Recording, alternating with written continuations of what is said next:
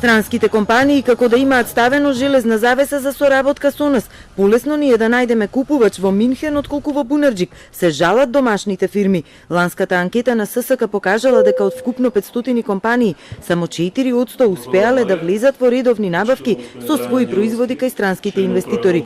13% имаат само некаква соработка.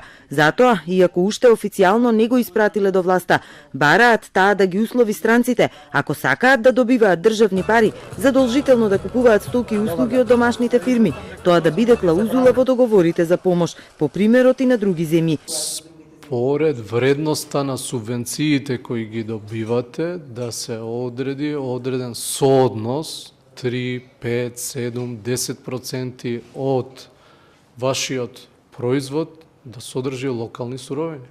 Најлесно кај странците пробиваат големите компании, а многу потешко малите и средните. Домашните фирми не ги прифаќаат забелешките дека немаат соодветни сертификати. Не е точно ни дека не се упорни, велат. На странците им се јавувале, им праќале мејлови, дури и оделе кај нив, но немало повратни одговори. Иако признаваат дека вина има и кај нив, мора да се модернизираат и да нудат конкурентни цени. Покрај овој проблем, банките и натаму тешко даваат кредити кои на фирмите им требаат за купување опрема. Доколку сакате да купите некоја машина или опрема, 95% од банките нема да ви ја прифатат машината како колатерала, туку ќе ви бараат стан или друга движнина атрактивна во градов за да можете да гарантирате за да купите машина.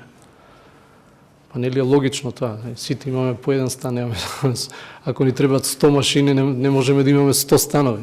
Фирмите хронично се жалат на акутниот проблем со недостиг од технички и образован кадар. Со тоа мора да се позанимава Министерството за образование.